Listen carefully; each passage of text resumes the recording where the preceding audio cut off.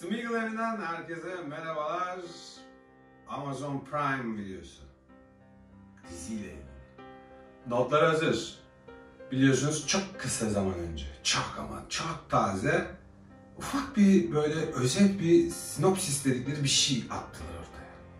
Nedendi? İşte krallıklar yıkılacak, krallıklar kurulacak, işte büyük savaş sonrası sakin bir barış döneminde, kısa ama yine de bir barış döneminde olan bazı olaylar diye girdiler. İşte dediğim gibi yüzükler dövülecek, krallar yükselecek, krallıklar düşecek, büyük çatışmalar, büyük tartışmalar ve büyük olaylar olacak. Okay? Burada bana göre önemli olan nokta o barış dönemi dedikleri. Yani oradaki o sekansla girecekleri hissiyatını veriyorlar.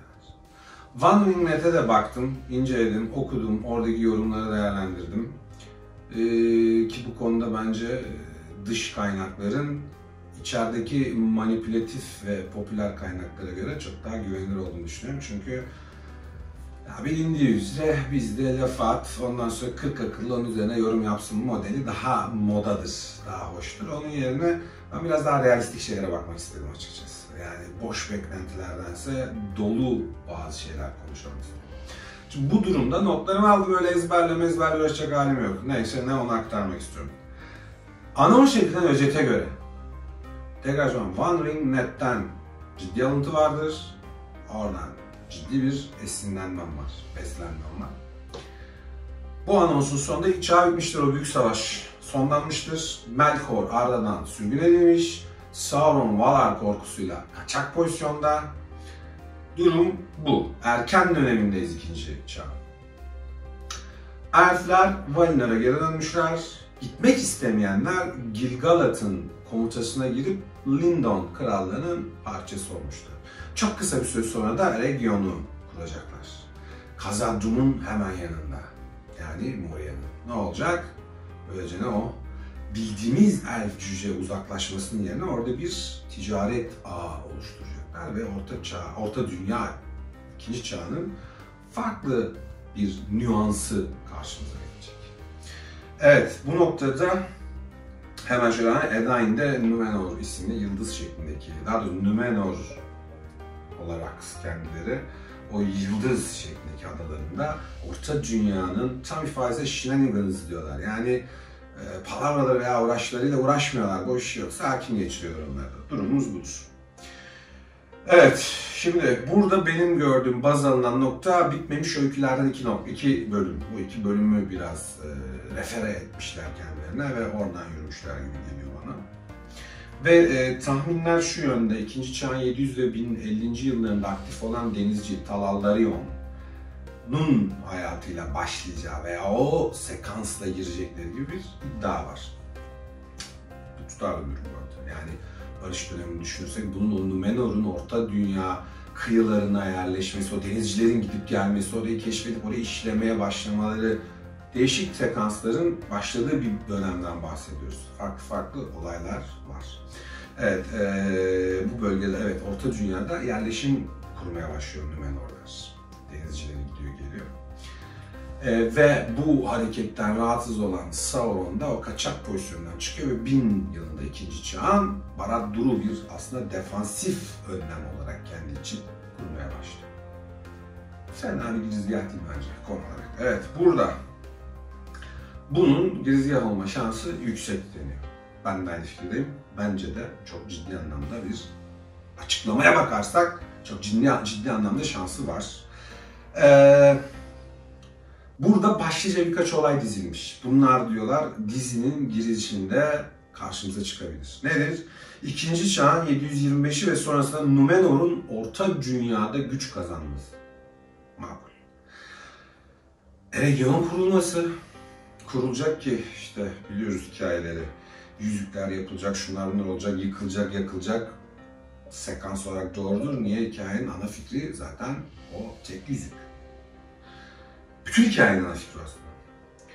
Evet, Sauron'un yeni karanlık lord ilan edilmesi veya kabullenilmesi, eğer doğru ifade buysa. Daha sonrasında 1200 ve 1600'lü yıllarda Sauron'un Celebrimbor ve Eregion'daki demircilere o true form dediğimiz ana tarz halinde görünmesi, onları kandırması ve bu yüzükleri yapması, arkasından Eregion'un yıkılması geliyor. Ki yüzükleri alamayınca sinirleniyor biliyorsun ki. Evet. Daha sonra da Eriador'daki mücadelede Sauron'un Numenor kuvvetleri tarafından püskürtülmesi. İddialar bu yönde. Başlangıç olarak o Amazon Prime'ın kendi official açıklamasındaki o barış zamanı kavramından yürüyerek bunları görürüz diyorlar ilk sezonda. Veya ilk ve ikinci sezon. Artık nasıl öngörürlerse. 250 milyon dolarlık yatırımın gidişatına herhalde iyi bir şekilde karar verirler diyorum. Ve tekrarlıyorum, bu sekansa kaynak olacak şey bitmemiş öykülerde 2 bölüm. O 2 bölümün işlenişinde bu işte daha spektaküler performanslar gösteren arkadaşlara veriyorum. Onların aklına gelmemiş olabilir. Şu an söyledik, elbette ki onu da şöyle bir harmanlarlar. Evet, ayrıyeten bir liste çıkartılmış. Hangi karakterleri görme şansımız var diyorlar. Ya bu karakterler derken bu arada hani vurucu isimlerden bahsediyoruz. Tabii ki bir sürü insan olacak. Ancak hani hikayenin içinde fanatizmi canlandırabilecek veya o meraklılarının onu da görecek miyiz diyecekleri karakterler bunlar. Ne tabii ki ilk başta Sauron geliyor haliyle. Ancak bazı arkadaşları hayal kırıklığına uğratırken bazı arkadaşları da mutlu edecek bir durum. True formuyla geliyor. True form derken daha doğrusu fair hue diyorlar ona. Nedir o? Lord of the Gifts, hediyelerin lordu, anahtar. Güzel haliyle gözükçe iddiaları var ama bunlar yorum. Amazon'un o yayınladığı official synopsis dedikleri hikayeden çıkarımlar bunlar. Dedikodu değil. Aradaki farka dikkat edin. Yani önemli. Elf grubu. Gil-galad, Elrond, Galadriel, Celeborn, Círdan, Celebrimbor. Bu arkadaşlar garantiye yakın. İddiayı seven arkadaşlara da önerilerimiz şu. Favori olarak arkadan atak yapabilecek Glorfindel ve Celebrian var. Bunlar oranları düşük ama iyi para veriyorlar. Şaka bir şey vermiyorlar ama çıkma şansları var. Evet, Edain grubuna geliyoruz. Burada ne oluyor? Aldarion, Erendis, Almorian, Meneldur ve kişisel favorim Ankalime biliyoruz o çizgide hep erkeklerin tahta çıkma alışkanlığını Numenor'da bozan karakter. İlk kraliçe. Kral sayımını sekte üretiyor. 7-8-9 diye gidiyorlar. Araya çat diye Ankalime mi geliyor? Yöneticiler aynı sayıda gidiyor ama bir tanesi kraliçe. Aynı zamanda Indiana Jones meraklarına da o Hindistan sekansındaki Ankalime Şatkide diye böyle bir sahnesi vardı o ritüelde. İsmi bayağı bir fonetik olarak çağrıştırıyor ama alakası yoktur diye düşünüyorum. Yine de bir Hindu havası var geliyor bana hep Ankalime'de. Evet, cüceler. Herkesin favorisi. 3. duruyum. Russell Crowe oynuyormuş. Zaten fizik olarak da şu an uygun. Yemin ediyorum biraz sakal bıraksın cüce gibi. 300 kilo gezer ortalıkta. Hiçbir yerde yazmıyor gerçi. Dedikodu sayfalarını saymazsak. Bir de Demirci Narvi var. Bu iki cüce öngörülen karakterler. Sizi heyecanlandırmıştır. Russell Crowe oynuyormuş. Büyücü, ilk beklenti yok. Herhangi bir büyücü olmayacağı Istari grubu. Biliyorsunuz 1000 yılında ikinci çağın geliyor. 2 mavi bir beyaz. Bu da çok inanılmaz derecede sakızı ciklet haline getirilmiş bir konu. İlk başlangıçta çok efektif olmayacakları düşünülüyor.